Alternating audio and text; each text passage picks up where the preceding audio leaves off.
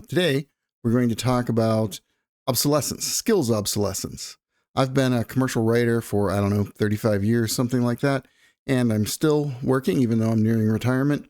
And my question to myself is, will AI ever replace me? In fact, if it does, I promise to come back and make a video and let you know exactly how that happened.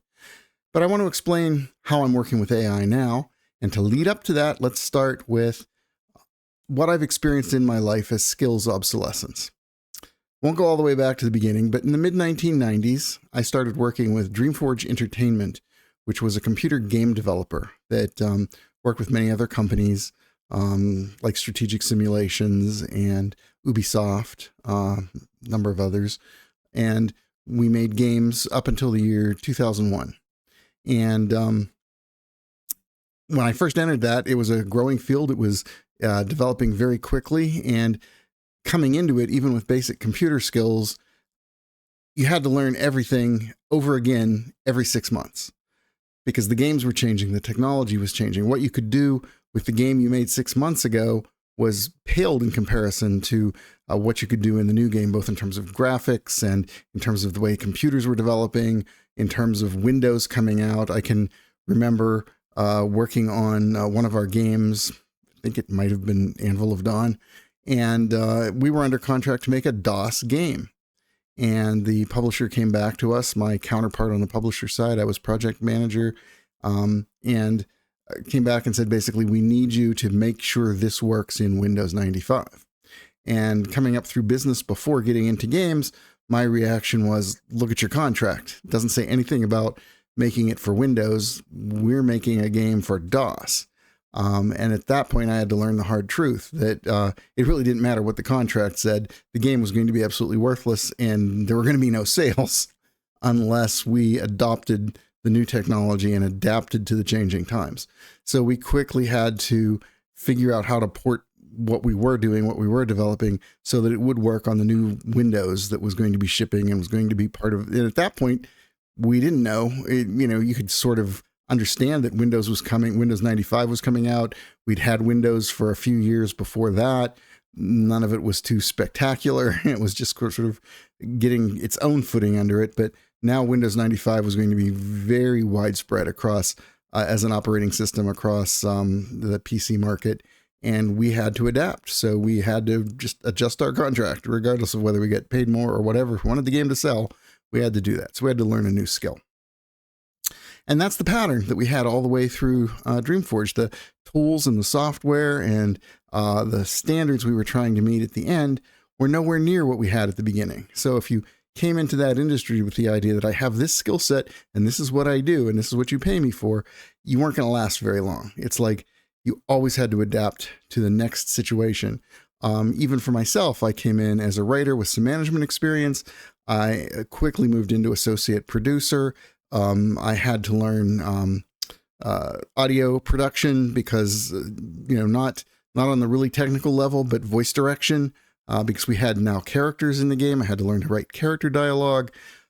Soon I had to learn to coordinate not a small team making a game, but at one point we had like 60 people working at that company. And we had to all just learn new skills, learn what was going on in the industry very quickly, and adaptation became a part of it. And that pressure to learn adaptation served me very well when, first of all, my wife left the gaming company. That's where I met her. She left the gaming company before I did. She wanted to start her own small business that was basically teaching people computer skills, because now that everyone had a PC and Windows 95 was out, there were a lot of both businesses and home users who wanted to get into having a computer, but they didn't have the skills. They didn't have the background. They weren't nerds who had come up with, the Apple computers and the Mac and all that. And they needed to understand, well, how do I print something? How do I get it online? How do I play a game on this computer? How do I, when CDs came out, how do I make a CD? So she started a small business doing that. And within a year or so, she needed help. She turned to me, would you be interested in leaving the gaming company? And I was getting tired of games at that point. It was very stressful, a lot of pressure at that point. And sure, I will join you in our small company, and we will teach computers to local people. And she had already proven that the market was there. So it wasn't a horribly big risk. And I remember the first day I joined her, she was basically telling me, okay, well, we have 2 assignments and I can't do both of them at the same time. Tomorrow, I need you to go to a local community college and I need you to teach Outlook. And we had been in computer games, but Outlook, I was sort of used to, I forget, what was the small email, Outlook Express. I was used to Outlook Express, but I'd never really seen Outlook. And she said, can you do it? And I said, well, I have to. So I spent the night learning about Outlook and went the next day to a community college and taught it to people. So that's the kind of speed of adaptation and learning that had just been sort of pounded into me by the gaming experience.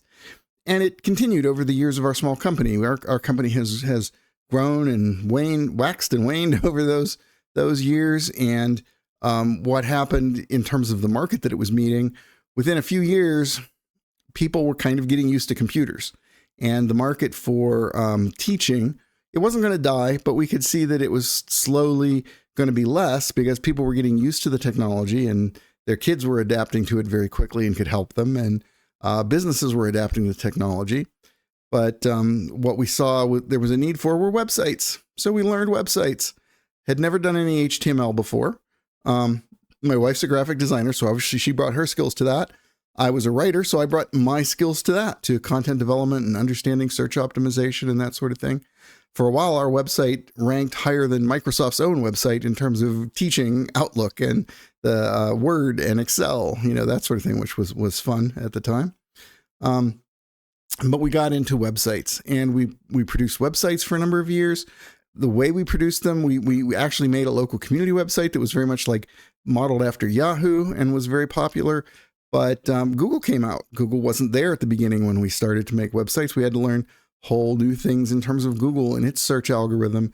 And it kind of made obsolete the kind of website we were making, the directory kind of website. We had to make small business websites. We had to understand how to market them and do Google ads and all that sort of thing. So we did that for a number of years. Our company started to grow. We hired help, that sort of thing. And what happened sometime probably around 2012, 2015, was the content management systems that before had been large and complex systems and expensive were becoming usable by normal people like WordPress. And WordPress was the one that we adopted. And there's Wix and there's Squarespace, and they all have their own values and capabilities. But the interesting thing happened there was that WordPress, if you think about it, it kind of made obsolete all of our HTML skills. We were no longer writing websites through putting code down. We were basically using drag and drop editors and trying to understand how to make the best websites using those tools. And the market really decided that for us. We at first looked at that and said, oh, and at the beginning this was true, WordPress is terrible for search optimization and it has limited design capabilities. And why would anyone want to do this? But, it became obvious to us in our pocketbooks when a customer basically said, well, I'm withdrawing my project. It's like, I know we've started it and that sort of thing, but you guys aren't doing WordPress. So, I have to move on to a company that is doing WordPress. And that doesn't have to happen to you too many times before you say, okay, we understand, time to learn WordPress. So instead of, oh, we've been obsoleted, we're done, this is the only thing we know how to do, it was, we have to learn how to make websites using content management systems, which we did, and we transitioned into that. Now, our HTML skills were still useful. My writing skills were still useful. They were just useful in new and different ways that I had to learn how these new systems worked and how to write for them. And Jane had to learn how to design for them and that sort of thing. And, our employees had to learn these new systems. So that's the pattern that we've always learned, is that nobody ever came around and said, hey, we're sorry, but we're going to do something and the skills and everything is going to become, old hat and you're no longer going to be needed. That didn't happen. What happened was the world literally changed and we either adapted or we didn't make payroll. And I think a lot of people are feeling now a little bit of a fear that they've never felt before because they may not have come up in the same way that I did. So I'm not saying that my experiences were, better than anybody else's, or that what I chose to do and hanging in there and adapting. Not everybody can do that. Not everybody has the personality for that, or the desire, or the drive. They have a particular way they do things, and that's what they're comfortable with. And learning something completely new may be something they're absolutely not interested in. But there's certainly a lot of people out there now who are looking at AI coming into the field, many fields, and saying, am I going to be replaced by AI? So I wanted to talk a little bit about my experience with that. Because if anybody can be replaced, when we know lots of coders and stuff are basically not needed in the way they were before, because AI can write pretty good code now. And in fact, I've used it myself to write small programs for our company and for myself. But, AI can certainly write commercial. There are a lot of fiction writers out there who are very worried about it. I'm a commercial writer. And the one between the two, you'd definitely say, oh, well, AI can replace the commercial guys. They don't really do anything creative, which, would simply be an misunderstanding between the two sides of the equation, but that's not what I've experienced. Just to cut to the heart of it, what I've experienced is that by learning about AI and adopting AI and understanding its capabilities and its limitations, my writing skills have become more in demand than they've ever been. And I develop more commercial content now than, I see, I'm so excited, I'm shaking the camera. I develop more commercial content now than I ever have before. It's better content. It is not AI slop content. It's better than I could have done on my own for my clients. There are a number of reasons for that, but I was an early adopter. As soon as I saw ChatGPT come out and the LLMs come out, I was very interested in what they could do. And since I'm that early adopter, that tool user, when the first chatbots came out, I was really eager to learn what their limitations and what their skills were. And I seem to have a natural ability to understand the limitations of tools and the strengths of tools. And not everybody has that. So just to give you an idea, I know lots of people, when AI started to come out and do things, it's like AI had hallucinations. Does that much less now. But, people said, well, I can't trust any of this because it hallucinates. Well, that's fine on the face of it, but you didn't really examine the tool and the way it was working. A lot of those hallucinations were the AI adding illustrative examples to the content. If it was writing an article and there was a point where it needed to make a point, it basically, and it couldn't find, and originally they didn't even have the ability to go online, and it couldn't find or didn't have a real life example. It knew that something was supposed to go there, so it would make an illustrative example that it fabricated. Well, I recognized that pretty quickly, that's one of the hallucination problems, but I recognized it pretty quickly, and I simply asked the AI, hey, when we're working on a project and you need to make an illustrative example, that's fine, but just mark it, put illustrative example in brackets. We'll be cool. And it did. And since then it continues to do that when it needs to, but they've become much better, and they don't even they don't try to hallucinate or use as many illustrative examples. They used to even make examples of URLs. It would say, oh, well, you'll find the information here on this website. Well, they didn't really have the correct website, so they would make an example website that looked like the URL that it should be, but it didn't go anywhere. You had to watch out for that too. But I realized that there were strengths to the tool and limitations to the tool, and I realized how to avoid the limitations and move with the strengths. Another thing that you can do is you can use one AI to check the work of another AI. They actually seem to go into a slightly different mode when you do that. It's like you write the article. Okay, you check the article, verify all these facts online where they need to be verified. Give me the citations, that sort of thing, and they will come back. AIs, even if you have them reread their same work over again, they will often, just like a human writer, will basically say, oh, I misstated that, or I emphasized this too much, or we should really soften this wording. So it is both a tool and it's sort of a collaborator. And a lot of people just don't have the skills to use it, and they think it's a worthless tool. Because some people, if you give them, a screwdriver, you come back an hour later, they'll be pounding nails with it and tell you that it's a terrible hammer. And that's just the way some people are. So anyway. So my experience is that this tool has been developing very, very quickly over the last few years. And now it's a fantastic tool with which we've managed to essentially improve the income of our clients. We're a marketing agency now, and building websites and that sort of thing. And we've actually had clients in the middle of us improving their website and improving their advertising have come to us and said, okay, I need you to stop on that website because I'm getting such great results out of that I want you to go to this other website of ours and start building it from that, and it's like, but we're not done with this one. It doesn't matter where you're at's fine. It's like, just start that process over here.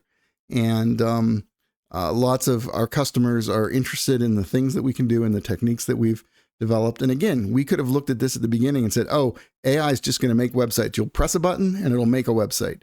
And nobody's going to pay us at a level where we can, meet payroll and afford to keep our people on and all that. We might as well just give up and pack it in and tell our people to go find other careers. I'm sure there are people out there who might have had that mindset or might sort of cynically look at that as what's coming down the pike. We're seeing almost a renaissance of our capabilities in terms of using AI. And people don't look at us and say, oh, you just use AI, not in the commercial writing or the commercial web development field.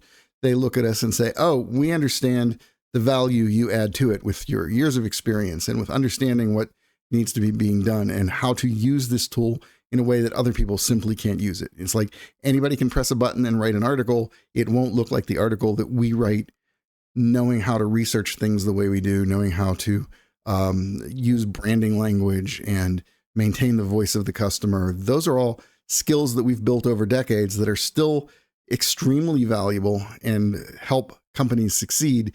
And the AI just enhances our ability to do those things. So that's kind of where I'm at now. And next year, technically, I could retire, but I have no plans of doing that. These are fun times. These are fun tools to work with, great things to learn.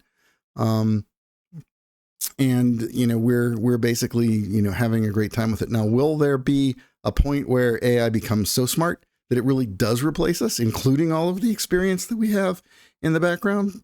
I'd concede that is a possibility. And, it's something that's on the mind of our staff as well. And they're always just looking for, as we did at Dreamforge Entertainment when we were making computer games, okay, things are changing. We need to come up with it not a year from now or 2 years from now, or whatever. We need to come up with it right now. And we need to understand what these new tools are, and we need to use them, and we need to benefit our customers with them. And that's just the way we're going. It's still going along. AI is only increasing the capabilities of what we do. But as I said at the beginning, if there's a point where AI damages our company or replaces me and my writing, I'll let you know. I'll come back and say, this is exactly how it happened. This is exactly, when we were replaced or when we started to go down. Thank you for staying with me through this unscripted rant. We'll see you out there.